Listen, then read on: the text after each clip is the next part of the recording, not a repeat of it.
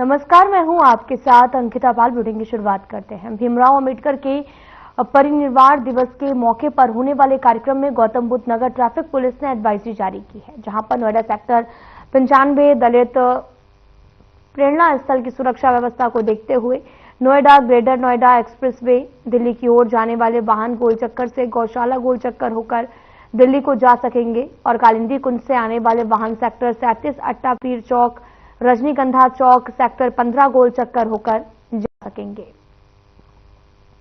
इसके साथ ही दिल्ली से ग्रेटर नोएडा जाने वाले वाहन महामाया फ्लाईओवर से सेक्टर 37 एक्सप्रेसवे पर, ग्रेटर नोएडा से नोएडा आने वाले वाहन दलित प्रेरणा स्थल गेट नंबर 1 पर अधिक दबाव होने से फिल्म सिटी के सेक्टर 18 की ओर डाइवर्ट किया गया है और कार्यक्रम में आने वाले वाहन और बसों की पार्किंग डीएनडी टोल प्लाजा के बाएं और सड़क किनारे पार्किंग पर कर सकेंगे।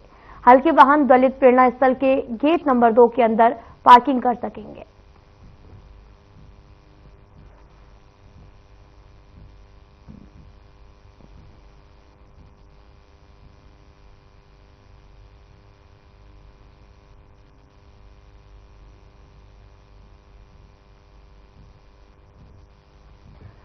ट्रैफिक डायवर्जन प्लान लागू हो गया है, जहां पर ट्रैफिक को डाइवर्ट किया जा रहा ताकि जाम की समस्या पैदा ना हो, और जिसको लेकर लगातार आपको बताते चलें कि यहां पर निर्माण होना है, जिसको लेकर ट्रैफिक डाइवर्जन प्लान लागू कर दिया गया है। और साथ ही आपको ये भी बताते चलें कि ट्रैफिक पुलिस ने एडवाइजरी भी जारी की है। तस्वीरें आपको दिखा रहे हैं जो कि नोएडा से है। पीलीभीत के टनकपुर हाईवे पर कार जो है वो अनियंत्रित होकर पेड़ से टकरा गई और गहरी खाई में जाकर गिर गई। हादसे में 5 लोगों की मौत हो गई, तो वहीं 6 लोग भी घायल हो गए हैं। 4 घायलों को हायर सेंटर बरेली रेफर किया गया है, जबकि 2 लोगों का इलाज जिला अस्पताल पीलीभीत में चल रहा है। एसपी अविनाश पांडे ने जिला अस्पताल पहुंचकर घायलों का हालचाल जाना है और समुचित उपचार के निर्देश भी दिए हैं। उधर शादी समारोह के घर में भी हादसा होने से घर वालों का रो रो कर बुरा हाल है।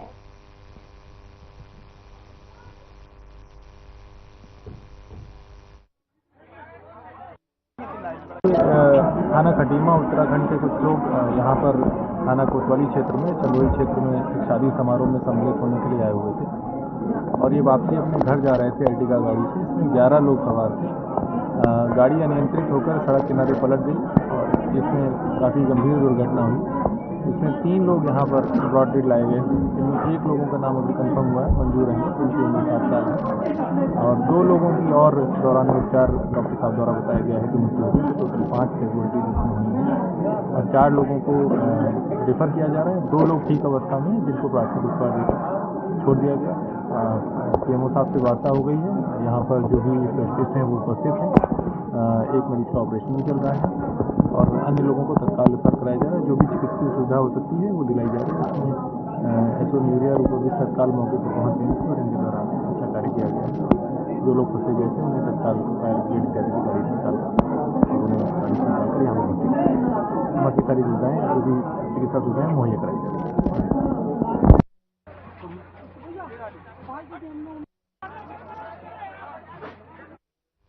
लखीमपुर खीरी में भी सड़क पर चलती ट्रैक्टर ट्रॉली में आग लगने से हड़कंप मच गया है। ट्रॉली में गन्ने की पत्ती के बंडल लदे हुए थे और साथ ही आग लगने का कारण अभी तक स्पष्ट नहीं हो पाया है। साथ ही वीडियो बरबर बस स्टैंड से औरंगाबाद रोड का बताया जा रहा है। आपको पता चले कि गन्ने की पत्ती से ट्रॉली जो है वो लदी हुई थी और इस दौरान आग लगने से हड़कंप मच गया। ट्रैक्टर में भीषण आग लग गई। तस्वीरें आपको दिखा रहे हैं जो कि लखीमपुर से हैं।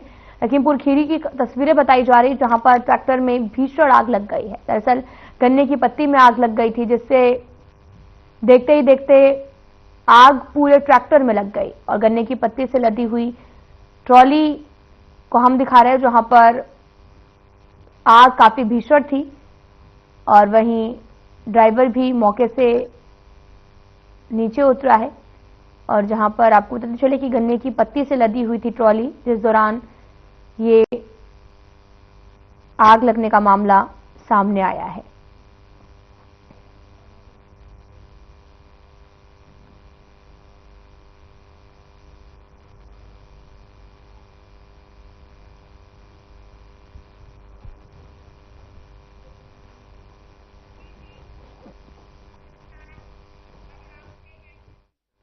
गाजियाबाद की पुलिस ने घड़ियों के शोरूम साईं कृष्ण में घुसकर महंगी घड़ियों की चोरी करने वाले 1 लाख के इनामी बदमाश सहित 3 आरोपियों को गिरफ्तार किया है। चोरों के कब्जे से कीमती 3 घड़ियां भी बरामद हुई हैं और साथ ही पुलिस इस पूरे मामले में कई चोरों को गिरफ्तार भी कर चुकी है।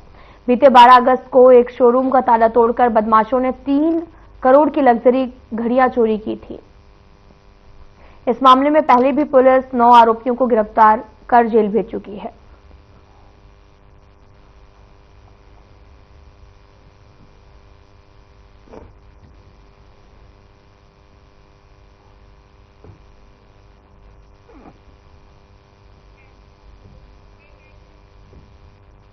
नोएडा की सेक्टर 113 थाना पुलिस टीम को FNG रोड पर चेकिंग के दौरान बाइक सवार 2 बदमाशों से मुठभेड़ हो गई।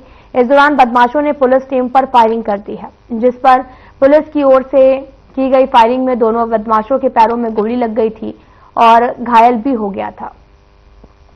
वहीं घायल बदमाश के पास से अवैध तमंचा, लूटी हुई सोने की चेन, फोन भी बरामद किया गया और घायल बदमाशों को इलाज के लिए अस्पताल में भेजा गया है। पुलिस इस पूरे मामले की कार्रवाई में भी जुटी हुई है।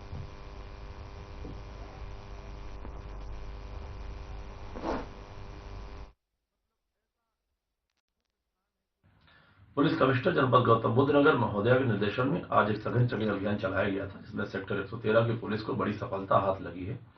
सेक्टर 113 की पुलिस FNG रोड पर चेकिंग कर रही थी, जहां एक मोटरसाइकिल पर 2 लड़के आते हुए दिखाई दिए थे।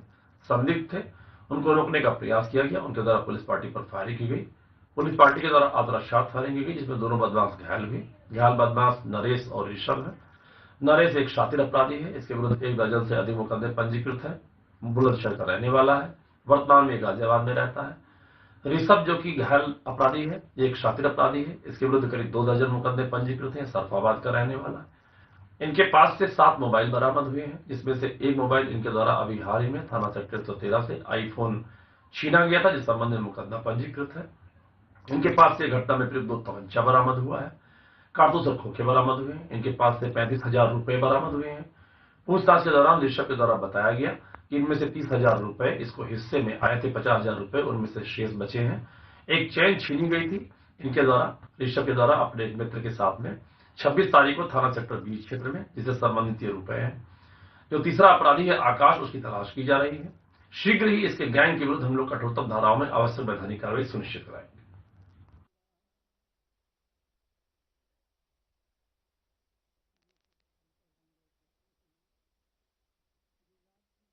संभल मामले के बाद में पुलिस अलर्ट मोड पर है और जुमे की नमाज को लेकर विशेष अलर्ट जारी किया है। गाजियाबाद के मुस्लिम बाहुल्य क्षेत्र केला भट्टा में भारी तादाद में पुलिस बल तैनात किया गया। इसके अलावा PAC की बटालियन भी मौके पर तैनात की गई और गाजियाबाद में मुस्लिम बाहुल्य क्षेत्र को चिन्हित करते हुए पुलिस बल तैनात किया गया है और जिसमें जुमे की नमाज पर किसी भी तरह का माहौल को खराब ना करने की बात कही गई है। और साथ ही आपको यह भी बताते चले कि पुलिस लगातार बैठक और फ्लैग मार्च करते हुए लोगों से शांति व्यवस्था बनाए रखने की अपील भी कर रही है।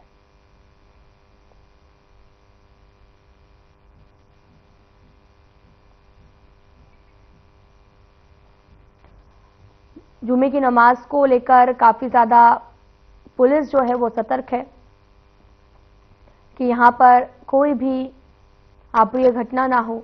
ईदगाह मस्जिद के बाहर में भारी संख्या में पुलिस बल को तैनात किया गया, बैरिकेड्स भी लगाए गए। तस्वीरें आपको दिखा रहे हैं जहां पर चप्पे चप्पे पर पुलिस तैनात है और भारी मात्रा में पुलिस बल की तैनाती की गई है। दरअसल तस्वीरें गाजियाबाद के ईदगाह मस्जिद के पास की हैं, जहां पर भारी मात्रा में पुलिस बल की तैनाती की गई है।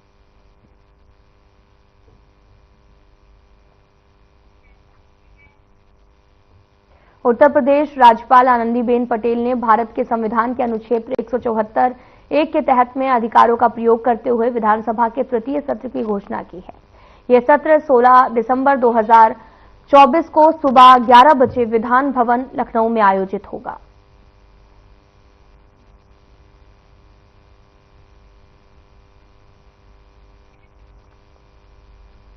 सोलह दिसंबर से आयोजन होगा, जिसको लेकर जारी भी किया गया, इसकी जानकारी दी गई। बात 16 दिसंबर से कार्यक्रम का आयोजन होना है और ये कार्यक्रम लखनऊ में किया जाएगा।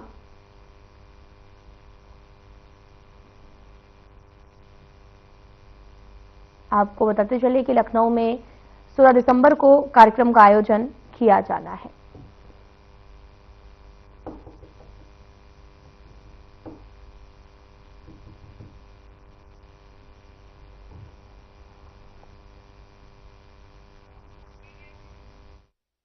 परिवहन मंत्री दयाशंकर सिंह बदायूं के बिलसी पहुंचे, जहां उन्होंने रोडवेज बस स्टैंड का लोकार्पण किया। परिवहन मंत्री का फूल मालाओं और स्मृति चिन्ह देकर जनप्रतिनिधियों और कार्यकर्ताओं ने स्वागत किया है। ये रोडवेज बस स्टैंड 2,25,40,000 रुपए की लागत से बनकर तैयार हुआ है और बन रहा है, जहां पर आपको बताते चले कि वहीं मौके पर पूर्व एमएलसी जितेंद्र यादव और बीजेपी कार्यकर्ता और परिवहन विभाग के अधिकारी भी मौजूद रहे हैं। आपको बता दें कि बस स्टैंड का लोकार्पण किया गया है। बदायूं पहुंचे थे परिवहन मंत्री, जहां पर बस स्टैंड का लोकार्पण किया गया, जो कि 2 करोड़ से भी ज्यादा की राशि से बनने वाला है। रोडवेज बस स्टैंड का यहां पर लोकार्पण करने पहुंचे मौके पर बीजेपी कार्यकर्ता भी मौजूद रहे हैं।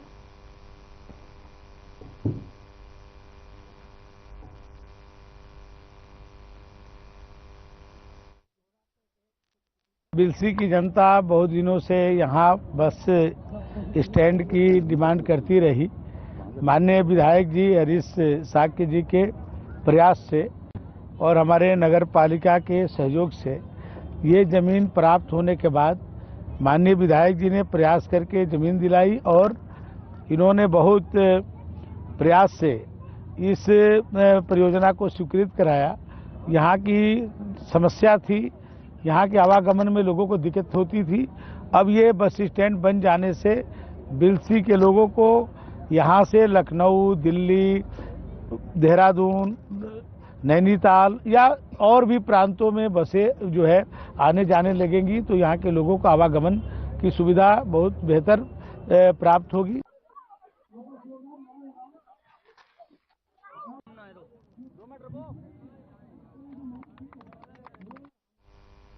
मैनपुरी में संदिग्ध परिस्थितियों में महिला की मौत हो गई है और मृतका के पति ने अपने पड़ोसी पर अपनी पत्नी की हत्या का आरोप लगाया है। साथ ही आपको बताते चले कि महिला के पति के मुताबिक उसकी पत्नी का अपने पड़ोस में रहने वाले युवक के साथ 1 साल से अवैध संबंध था। वहीं आरोप यह भी लगाया कि आरोपी ने महिला को जहरीली दवा खिलाकर हत्या कर दी है। महिला के पति का 2 दिन पहले आरोपी युवक से विवाद हुआ था और वहीं घटना के बाद से आरोपी युवक मौके से फरार है। फिलहाल पुलिस संगीन धाराओं में मुकदमा दर्ज कर आरोपी की तलाश में जुटी हुई है और मामला थाना इलाऊ क्षेत्र के ग्राम सगामई का बताया गया है। पूरा मामला मैनपुरी से सामने आया है, जहां पर पति ने पड़ोसी युवक पर गंभीर तरह के आरोप लगाए हैं। आपको बताते चलें कि पति का आरोप है कि उसकी पत्नी और युवक के बीच में अवैध संबंध चल रहा था, जिसको लेकर 2 दिन पहले ही उन दोनों के बीच में विवाद हुआ था और संदिग्ध हालत में महिला की मौत हो गई है और वहीं आरोपी युवक अभी मौके से फरार है। फिलहाल मामले की पूछताछ लगातार जारी है।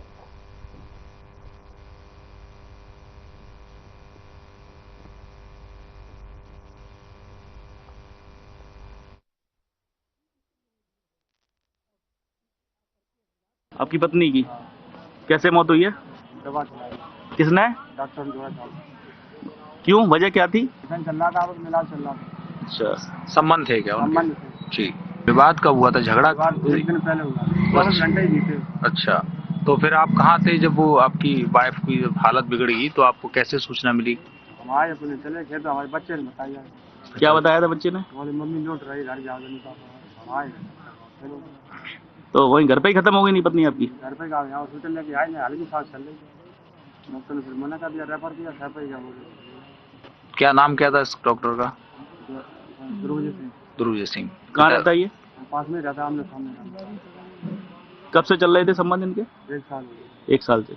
तो आपने इसका विरोध किया होगा, तो उस पर विवाद हुआ था, है ना? किसी चीज का विवाद किया था, तो ये फरार हो गया क्या उसी टाइम से? फरार हो गया। घटना को लेकर थाने में कोई शिकायत की है, हमें दर्ज कराई है? थाना इलाव में एक महिला की मृत्यु विषाक्त पदार्थ की वजह से हुई है, जिस संबंध में उसके परिजनों द्वारा एक व्यक्ति के विरुद्ध आरोपित करते हुए FIR दर्ज कराई गई है। इस संबंध में अभियोग पंजीकृत कर लिया गया है और सभी पहलुओं पर जांच करके आवश्यक कार्रवाई की जाएगी।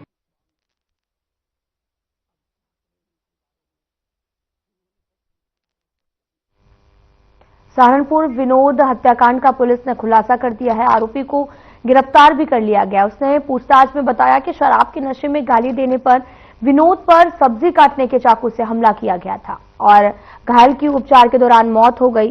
थाना सरसावा क्षेत्र के गांव गोविंदपुर में से सामने आया, जहां पर जल जीवन मिशन के तहत ओवरहेड टैंक का जो निर्माण है उसको हुआ था, जहां पर ठेका बदायूं के थाना दातागंज के गांव अंगदपुर निवासी प्रवेश के पास है। प्रवेश के साथ उसके गांव के ही विनोद और बादाम सिंह भी काम कर रहे थे। प्रवेश ने 22 नवंबर को सरसावा थाने पर रिपोर्ट दर्ज कराई थी। बादाम सिंह ने 18 नवंबर को विनोद को चाकू मारकर घायल कर दिया। विनोद को मुरादाबाद के एक अस्पताल में भर्ती कराया गया।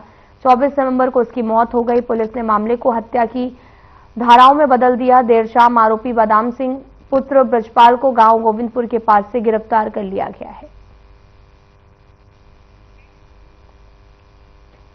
विनोद हत्याकांड का पुलिस ने खुलासा किया है और इसमें लगातार जांच भी जारी थी, जिसका अब खुलासा हो गया है। और फिलहाल आपको बताते चलें कि शराब के नशे में था, इस दौरान हत्या की गई। दरअसल ये पूरा मामला पुलिस के संज्ञान में आया और पुलिस ने मामले की जांच शुरू की।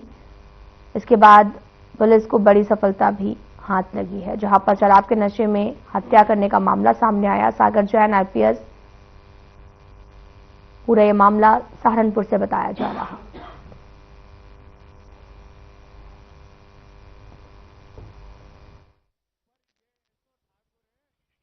थाना सरसावा पर सूचना प्राप्त हुई कि 22 नवंबर को एक पानी की टंकी जो कस्बे के पास है, वहां पर निर्माण का कार्य चल रहा है। वहां पर जो लेबर काम कर रहे थे, वो शाम को काम खत्म करने के बाद उनको किसी बात के बीच में को लेकर उनके बीच कहासुनी हो गई और शराब के नशे में एक व्यक्ति ने एक दूसरे अपने साथी के पेट में चाकू से वार कर दिया, जिससे वह गंभीर रूप से घायल हो गया था। इस सूचना पर थाना सरसावा पुलिस की टीम मौके पर पहुंचती है तथा घायल को अस्पताल हेतु प्राथमिक उपचार के लिए दाखिल कराई जाती है, जिससे वह हायर सेंटर रेफर हो जाता है। इलाज के दौरान वादी जो चोटिल है उसकी मृत्यु हो जाती है, जिसके आधार पर थाना सरसावा पर जो पूर्व से मुकदमा पंजीकृत किया था उसको समुचित धाराओं में उसको तरमीम किया जाता है। घटना में अभियुक्त शामिल था, उसे गिरफ्तार कर माननीय न्यायालय के समक्ष पेश किया गया।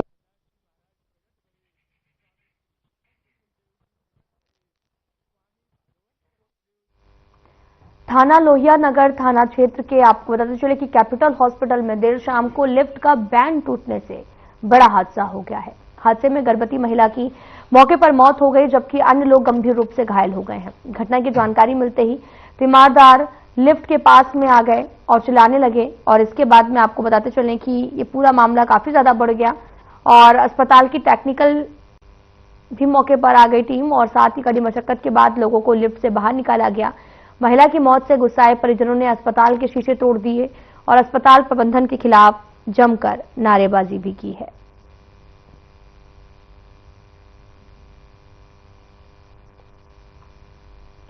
आपको बताते चलें कि लिफ्ट खराब होने के चलते गर्दन में फंसने से गर्भवती महिला की मौत हो गई है, जिसके बाद में ये पूरे मामले पर काफी ज्यादा कहासुनी हुई और जमकर परिजनों ने अस्पताल के शीशे तोड़े हैं। दरअसल ये पूरा मामला गर्दन फंसने को लेकर है, जहां पर गर्भवती महिला की मौत हो गई, जिसके बाद गुस्साए परिजनों ने जमकर हंगामा किया।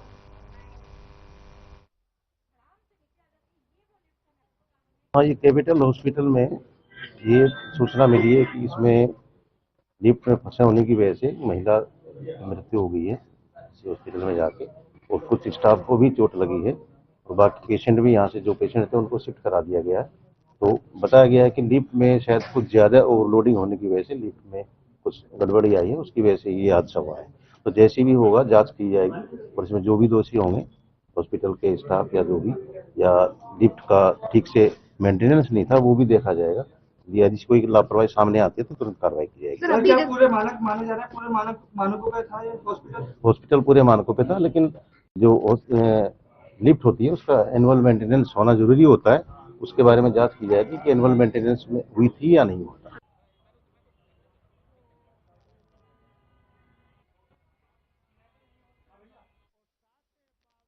मेरठ में एक नाबालिग छात्रा से छेड़छाड़ का मामला सामने आया, जहां पर एक युवक काफी समय से छात्रा को परेशान कर रहा था और छात्रा के साथ छेड़छाड़ करते आरोपी युवक से बचने के लिए छात्रा ने चीख पुकार करने लगी, जिसे लेकर लोगों ने उस युवक की पकड़कर जमकर पिटाई कर दी।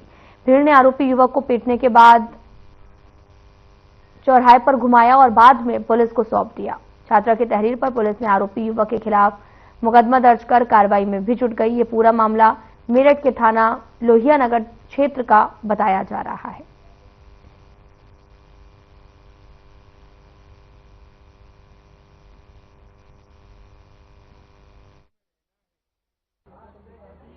लोहिया नगर में हुमायूं नगर क्षेत्र पड़ता है। वहां पर एक घटना सामने आई जहां पर पता चला कि एक लड़के को पब्लिक द्वारा उसे मारपीट के उसे गंजा कर दिया गया तथा थाने पे लाया गया था।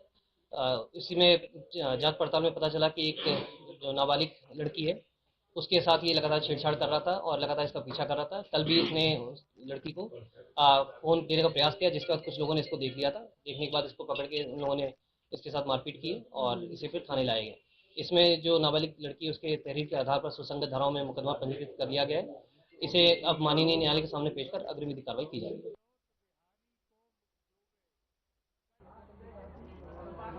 छेड़छाड़ का मामला सामने आया, जहां पर लड़की के चिल्लाने के बाद में वहां पर मौजूद लोगों ने लड़की की मदद की और इसके बाद में लड़के की जमकर पिटाई की। चौराहे पर घुमाया, थाना लोहिया नगर जनपद को भी सौंप दिया, जिसके बाद में इस मामले पर गिरफ्तारी हुई है। और साथ ही आपको बताते चले कि युवक को मारपीट की गई है। नाबालिग के साथ छेड़छाड़ करने के आरोप में भीड़ ने आरोपी को पकड़ा और जमकर उसकी पिटाई भी की है।